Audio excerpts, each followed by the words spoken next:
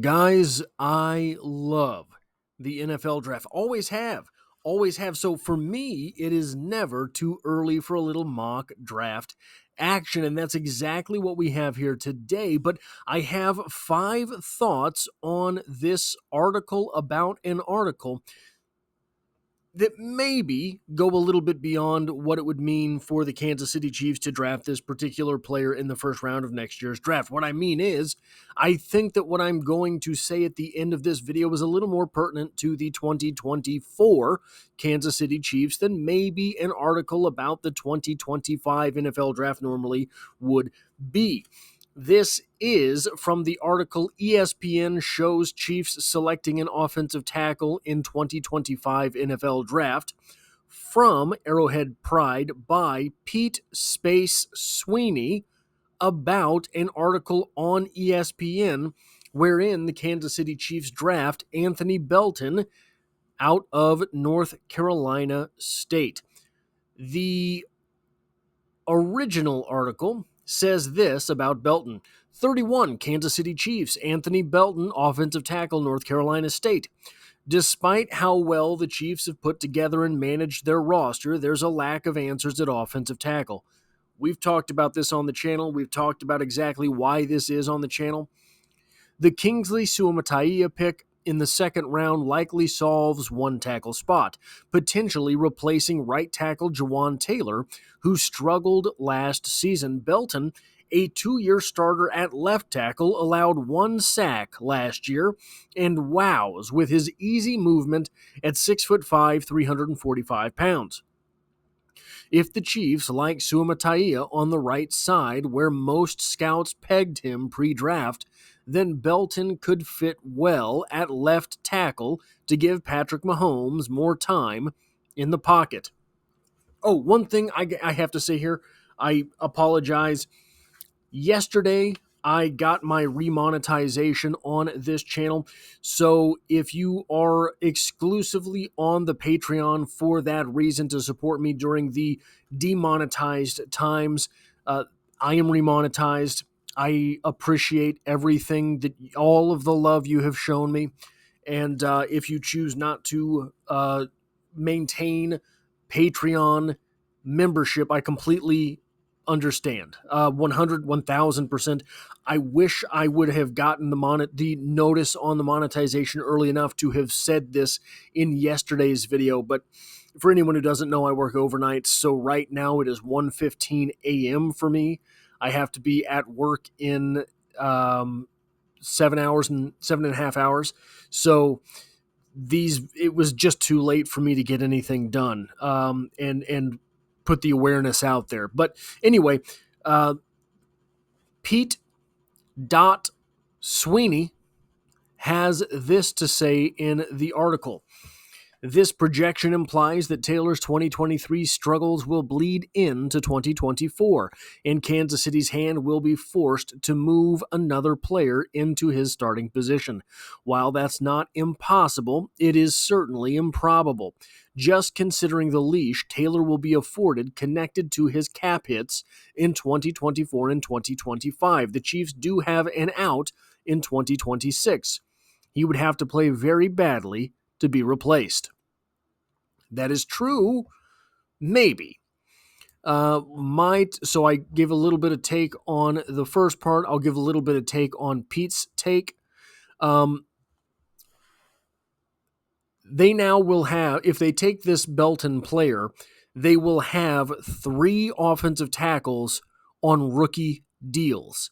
If any of them is better than Jawaan Taylor, it doesn't matter what Jawaan Taylor costs because every other tackle you have on the roster is going to be significantly cheaper. And if you have to bury the guy with the huge cap hit, you just bury the guy with the huge cap hit. I think that football is moving a little bit away from this guaranteed based on your pay type play because of the rookie wage scale. And this would be the perfect scenario for something like that to play out. But I have 5 thoughts on this as well. Number 1, who is this player? Well, They say here he's 6'5", 345, but he could be 6'6", 336. It just depends on where you're getting your information. Right now, I think that he is anywhere between a first-round player and a fourth-round player. That is a very large window, but it's going to come down a lot to what it is that he does in this season of football. He does have a lot of potential because he is massive, whether he's 6'5" or 6'6", whether he's 336 or 345, he's big and he moves better than a big guy. He's not just a big bruiser at offensive tackle. That said, I'm not sure he's a left tackle. He's played left tackle in college, but he started at community college, a JUCO, and worked his way up to becoming an ACC offensive tackle, an ACC left tackle, and accomplished ACC left tackle. Now, I don't hold this against him. I don't know how old he is. That's something that Brett Veach will hold against him if he is the wrong age. And seeing as he did start at JUCO and make his way to the ACC, it's likely that he has a couple more years on him than Brett Veach likes to draft. The thing about him as an offensive tackle, the reason I have such a varied take on him is you see the potential on screen. I don't know if he can fulfill the potential. I would say that his game is not entirely different than Kingsley Suamataia. So here's the thing. Kingsley Suamataia, if there were a couple knobs tweaked in his game, he would have been a top 15 pick. If he can get those things figured out at the NFL level, it's possible he performs like a top 15 pick. The number two thing that I have here, this would mean if the Kansas City Chiefs draft this player, an offensive tackle, any offensive tackle really, with their first round pick, it would likely mean that all Kingsley Suamataia, Wanya Morris, and Jawaan Taylor failed this year. I think that because the Kansas City Chiefs are so good at managing their roster. The Kansas City Chiefs are so good at taking players before they are needed. This is going to work out beautifully with this year's draft, assuming that even two of the three offensive linemen, that they drafted are real NFL talents. That said, they have Wanya Morris, they have Kingsley Suamataia, they have Jawaan Taylor. Things would have to be so bad that Brett Veach says, just have to do it. Just have to take another swing at this position this early in the draft. That would be unfortunate. The number three thought that I have here, did the Kansas City Chiefs just manifest a defensive tackle? I don't know too terribly much about the defensive tackles in the 2025 NFL draft yet. I have to imagine someone might be worth a swing there at 31 because the Kansas City Chiefs have a single defensive tackle on the roster right now. A single one, Chris Jones. No one else plays that position. No one else lines up there. No one else even filled out the form the first day of Pop Warner that they wanted to be a defensive tackle. There's none there. There's not. Derek Noddy is on his 13th consecutive one season contract. So I say this in jest, right? They have guys that can play defensive tackle. Tershawn Wharton's not bad. Derek Noddy's not bad.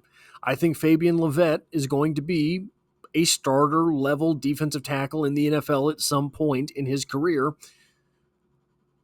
Gubner certainly looks to have some mobility. You know, what can he do with that? I think this is likely a redshirt year for him. But does that mean that he's going to be a starter at some point? Does that mean that Fabian Levette is going to be a starter this season? maybe somebody emerges. I can't tell.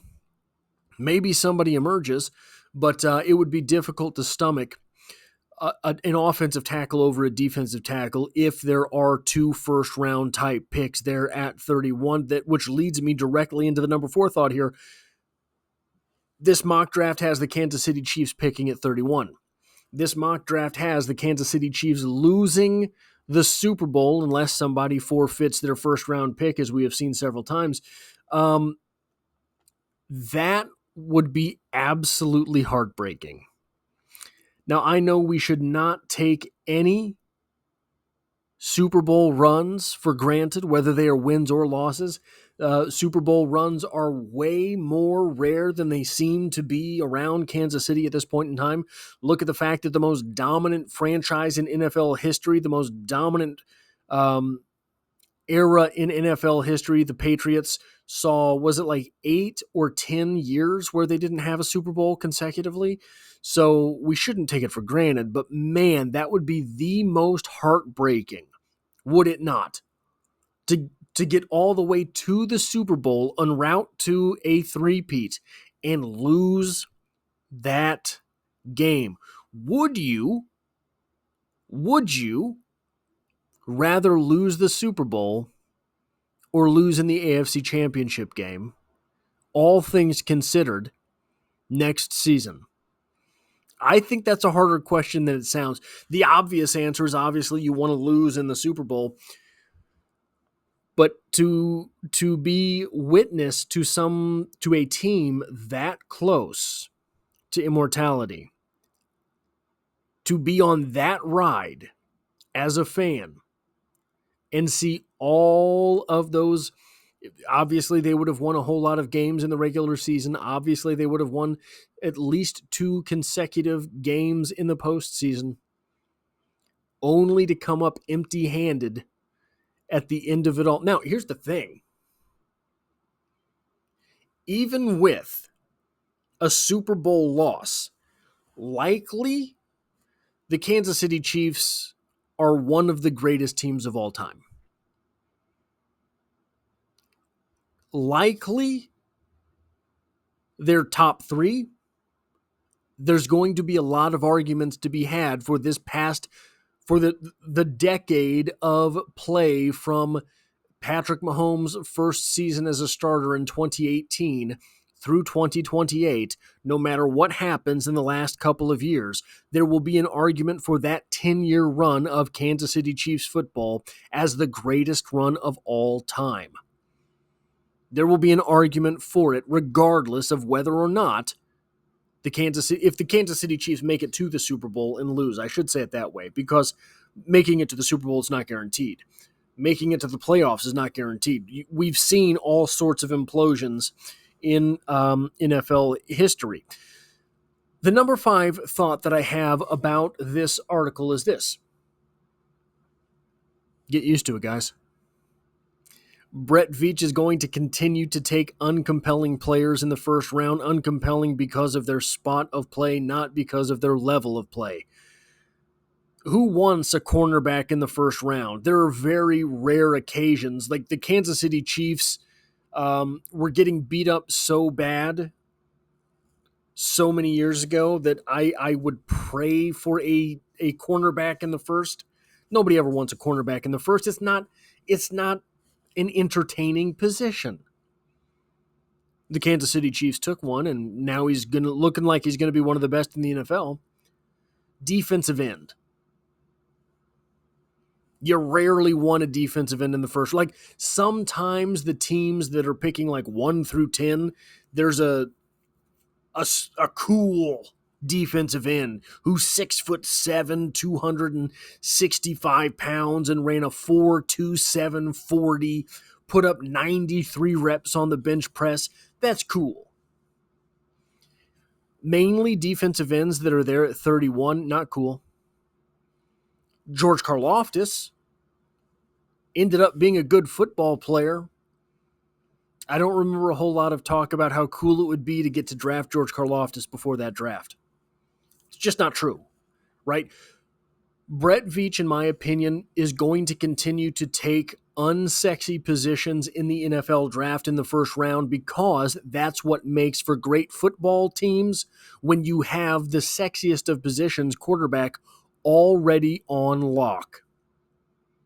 When you take an offensive lineman, it is a force multiplier for the quarterback, because with time, a special quarterback, which Patrick Mahomes absolutely is, can make any wide receiver better.